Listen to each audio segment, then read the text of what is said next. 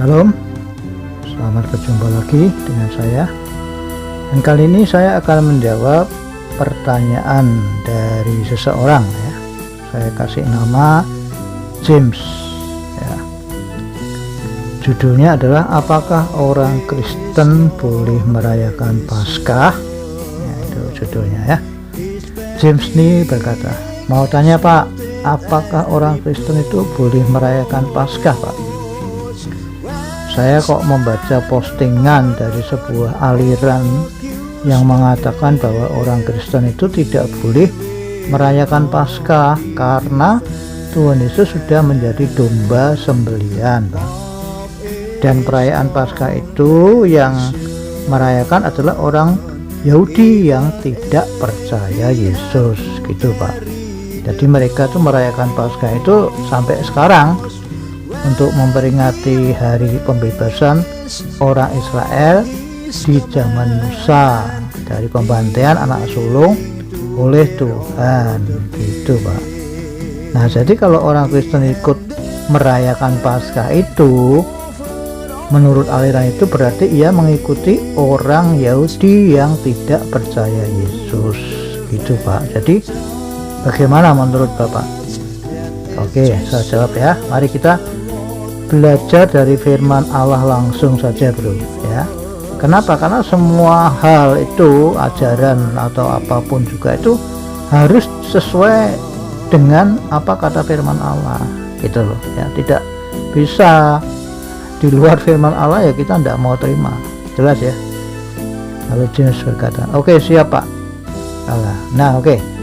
Paskah itu memang awalnya adalah peringatan hari pembebasan orang Israel dari pembunuhan anak sulung oleh Tuhan ya pada zaman Musa ya. Nah ini ayatnya ya, ada di Keluaran 12 ayat 1 sampai 17, lalu juga ayat 24 sampai 25. Demikian firman Allah. Berfirmanlah Tuhan kepada Musa dan Harun di tanah Mesir, bulan inilah akan menjadi permulaan segala bulan bagimu. Itu akan menjadi bulan pertama bagimu tiap-tiap tahun. Katakanlah kepada segenap jemaah Israel, pada tanggal 10 bulan ini diambillah oleh masing-masing seekor anak domba menurut kaum keluarga, seekor anak domba untuk tiap-tiap rumah tangga. Tetapi jika rumah tangga itu terlalu kecil jumlahnya untuk mengambil seekor anak domba, maka ia bersama-sama dengan tetangganya yang terdekat ke rumahnya haruslah mengambil seekor menurut jumlah jiwa tentang anak domba itu. Kamu buatlah perkiraan menurut keperluan tiap-tiap orang.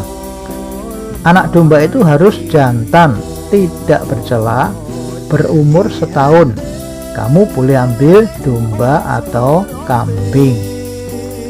Kamu harus mengurungnya sampai hari yang ke-14 bulan ini. Lalu seluruh jemaah Israel yang berkumpul harus menyembelihnya pada waktu senja.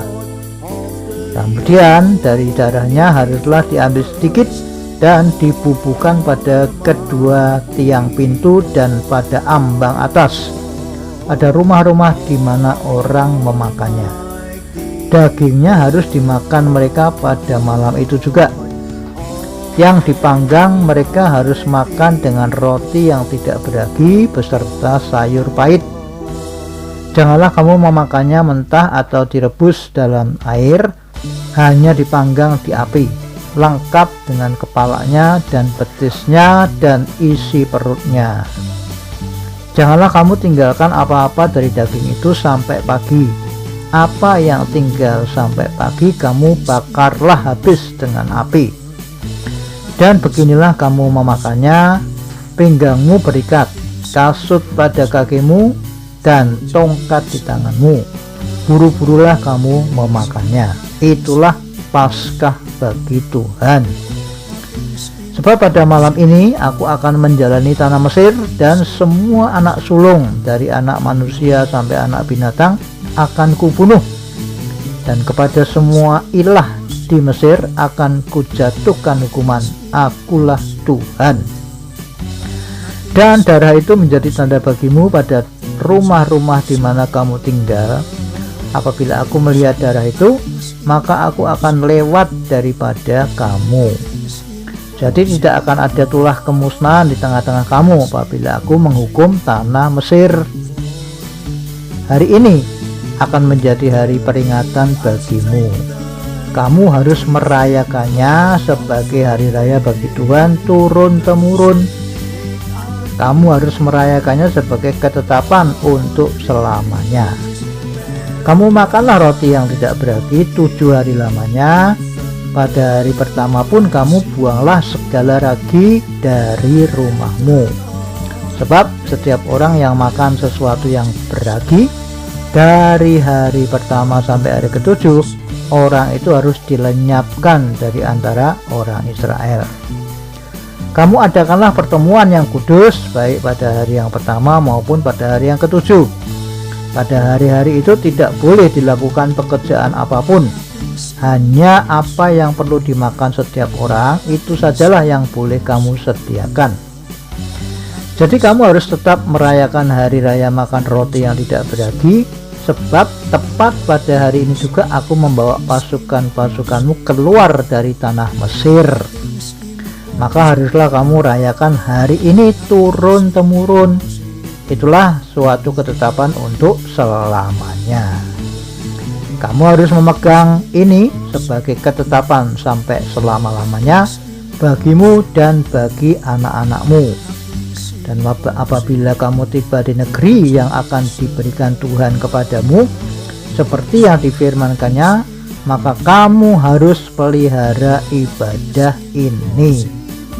Ya, lalu James berkata, oh, itu Paskah yang dirayakan turun-temurun oleh orang Israel untuk memperingati hari pembebasan pembunuhan anak sulung dan sekaligus memperingati hari pembebasan orang Israel dari Mesir, ya Pak. Lalu apakah merayakan Paskah seperti itu masih berlaku di zaman Perjanjian Baru, Pak? Ya, saya jawab, oke. Di zaman Perjanjian Baru memang tidak ada perintah untuk merayakan Paskah seperti yang orang Israel rayakan itu, bro. Namun kita diperintahkan untuk melakukan apa yang pernah Tuhan Yesus lakukan di waktu perjamuan terakhir, bro. Ini ayatnya ya. Lukas 22 ayat 19 sampai 20. Demikian bunyi firman Allah. Lalu ia mengambil roti, mengucap syukur, memecah-mecahkannya dan memberikannya kepada mereka. Katanya, inilah tubuhku yang diserahkan bagi kamu. Perbuatlah ini menjadi peringatan akan aku. Demikian juga dibuatnya dengan cawan sesudah makan. Ia berkata, cawan ini adalah perjanjian baru oleh darahku yang ditumpahkan bagi kamu. Nah, perhatikan kalimat perbuatlah ini menjadi peringatan akan aku. Nah, lalu James berkata, oh iya, tapi kan itu kan ayat untuk melakukan perjamuan kudus, Pak, bukan untuk merayakan Paskah, Pak. Saya jawab, betul, bro, ya. Lalu James berkata, nah, jadi di zaman Perjanjian Baru ini orang percaya Yesus tidak perlu lagi merayakan Paskah dong, Pak. Kalau ikut merayakan Paskah berarti sama kayak orang Yahudi yang tidak percaya Yesus itu, Pak. Betul aliran itu, Pak. Saya jawab, begini, bro, ya. Orang Yahudi yang tidak percaya Yesus itu memang merayakan Paskah untuk memperingati hari pembebasan anak sulung dan keluarnya orang Israel dari perbudakan Mesir, ya. Namun orang yang percaya Yesus itu memperingati Paskah untuk memperingati hari kebangkitan dan pembebasan orang percaya dari perbudakan dosa. Itu, bro. Jadi beda di sini, ya. Kalau orang Israel yang tidak percaya Yesus kan mereka memang memperingati hari pembebasan hari pembebasan dari pembunuhan anak sulung dan keluarnya Israel dari perbudakan Mesir. Nah, itu kan padahal itu kan cuma gambaran memang, ya, pada orang dalam Perjanjian Baru, yaitu orang yang percaya Yesus, di mana Paskah itu tujuannya memperingatinya adalah untuk memperingati hari kebangkitan atau kemenangan Tuhan Yesus atas maut, sekaligus hari kemenangan orang percaya dari dosa, dari perbudakan dosa, gitu loh. Itu bedanya, bro. Lalu James berkata, Nah, tapi kan tidak ada ayatnya, Pak.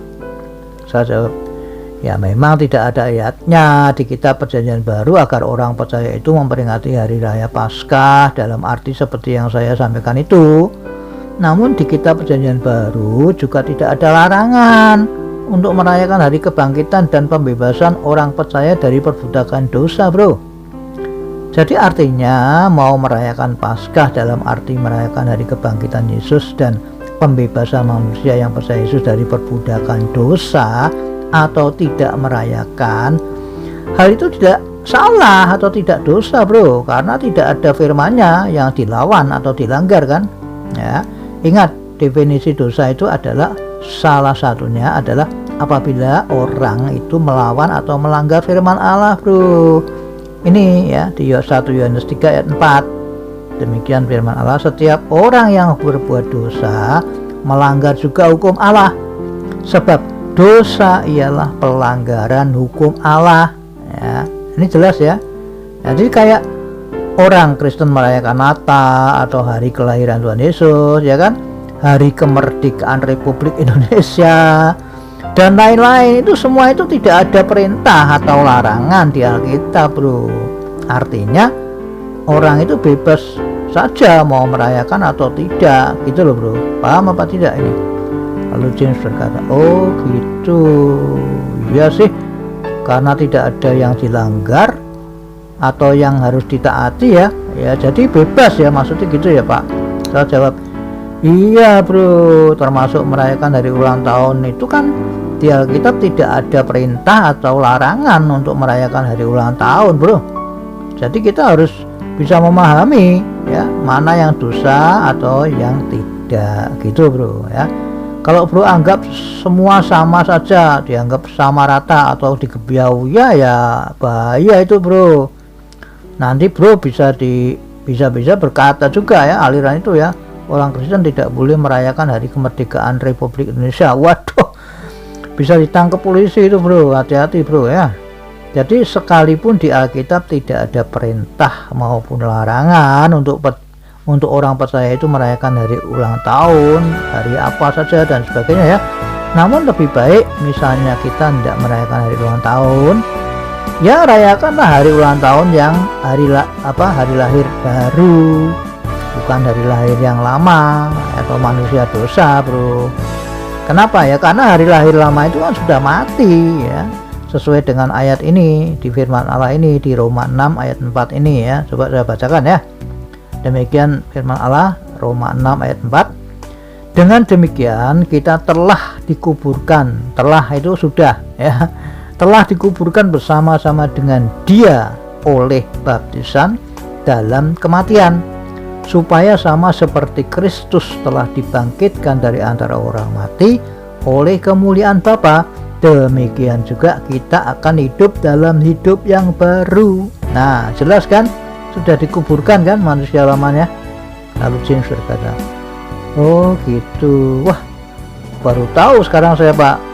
Selama ini ya kalau saya merayakan hari ulang tahun itu ya hari raya hari lahir manusia lama, Pak. Saya jawab, waduh, itu nanti kalau hidup lagi manusia lamanya berabe, bro, karena sudah mati dan sudah dikuburkan kok dirayakan terus, gimana ya? Logika kan kita bisa pakai itu, bro ya. Orang sudah mati kok dirayakan. Lalu James berkata, oh iya ya, betul juga ya, malah balik berbuat dosa lagi nanti ya, Pak. Saya jawab, iyalah, sudah mati kok masih dirayakan, bagaimana, bro? Artinya itu kalau merayakan, arti merayakan itu maksudnya itu kan mengingat-ingat, bro. Alkitab justru melarang kita untuk mengingat-ingat masa lalu ya. Masa lalu itu kan harus dilupakan maksudnya. Ini ayatnya ya, di Filipi 3 ayat 13 sampai 15. Demikian firman Allah, saudara-saudara, aku sendiri tidak menganggap bahwa aku telah menangkapnya, tetapi ini yang kulakukan, aku melupakan apa yang telah di belakangku dan mengarahkan diri kepada apa yang di hadapanku, dan berlari-lari kepada tujuan untuk memperoleh hadiah, yaitu panggilan surgawi dari Allah dalam Kristus Yesus. Karena itu marilah kita yang sempurna berpikir demikian. Dan jika lain pikiranmu tentang salah satu hal itu akan dinyatakan Allah juga kepadamu, ya. Dan jikalau, saya ulang ya, dan jikalau lain pikiranmu tentang salah satu hal itu akan dinyatakan Allah juga kepadamu. Nah, jadi perhatikan kalimat aku melupakan apa yang telah di belakangku itu, dan yang sempurna berpikir demikian. Nah, perhatikan kalimat itu bro ya, melupakan. Arti di belakangku itu ya hidup lama atau hidup masa lalu itu bro ya, manusia yang sudah mati tadi itu yang dikatakan di belakang itu ya. Jadi kalau bro merayakan hari ulang tahun lahir manusia lama yang sudah mati dan dikuburkan itu, artinya bro itu mengingat-ingat masa lalu atau masa manusia lama gitu loh. Jadi itu yang bertentangan dengan ayat ini, karena mengingat-ingat masa lalu itu, padahal Alkitab tadi jelas mengatakan melupakan, jangan diingat-ingat, malah bro mengingat-ingat ya. Nah, berarti kan malah bertentangan itu maksudnya, tahu nggak, paham nggak ini? Lalu James berkata, oh gitu, jadi maksudnya andai kata kita merayakan hari ulang tahun itu, maka yang benar adalah merayakan hari ulang tahun lahir baru ya Pak? Saya jawab iyalah, walaupun di Alkitab tidak ada perintah maupun larangan maksudnya ya, tidak ada perintah maupun larangan untuk merayakan hari ulang tahun bro ya. Namun kita milih, kalau andai kata kita mau merayakan hari ulang tahun ya, rayakan hari ulang tahun yang waktu kita lahir baru, daripada kita merayakan hari ulang tahun yang lama. Itu malah bertentangan dengan ayat tadi. Kita ingat-ingat terus itu hidup lama kita dengan merayakan itu, tahu enggak ya? Lalu James berkata, saya pernah mendengar ajaran juga Pak, bahwa merayakan hari ulang tahun itu adalah mengikuti kebiasaan orang di luar Kristus Pak. Contohnya anak-anak Ayub dan juga Raja Herodes Pak. Bagaimana itu Pak? Saya jawab, topik itu sudah saya jawab dan saya share bro di mana-mana tentang merayakan hari ulang tahun itu bro. Intinya gini ya, merayakan hari ulang tahun itu sama juga dengan kita merayakan hari Natal ya, lalu hari Paskah, hari kematian Tuhan Yesus, Jumat Agung kan, hari kenaikan Tuhan Yesus ke surga, hari Pentakosta dan lain-lain bro. Itu sama itu ya, semua itu tidak ada perintah maupun larangan di dalam Alkitab bro. Cuma kita harus tahu mana yang sesuai Alkitab dan mana yang tidak gitu loh bro, paham tidak ya? Ya itu, jadi sudah jelas. Yang penting merayakan hari Paskah, Natal, hari kemerdekaan Republik Indonesia, hari ulang tahun, hari apalagi lah itu kita harus cocokkan dengan Alkitab, mana yang boleh mana yang tidak ya. Itu begitu bro, paham tidak ini ya? Lalu James berkata, ya sudah Pak, intinya semua hal itu harus sesuai dengan kata firman Allah atau Alkitab ya Pak. Saya jawab, iyalah bro, kita kan harus tahu ya, mana yang berdosa dan mana yang tidak. Itu jangan semuanya dikebiauan, tidak boleh, itu nanti kita salah. Dikebiauan itu maksudnya disamaratakan ya, seperti itu tadi ya. Paskah tidak boleh, jadi artinya termasuk yang lain-lain berarti tidak boleh ya, itu seperti itu. Itu nanti malah kita tersesat ya, menyalahi melawan firman Allah ya. Jelas ya? Lalu James berkata, oke baik Pak, sudah jelas sekarang Pak. Jadi intinya kalau kita mau merayakan apa saja itu dicocokkan Alkitab dulu ya Pak ya. Kalau tidak cocok berarti ya kita nggak mau lakukan. Kalau itu cocok artinya tidak melanggar atau melawan firman Allah ya tidak apa-apa gitu ya Pak. Iya bro, begitu saja. Oke, Tuhan Yesus memberkati. Amin.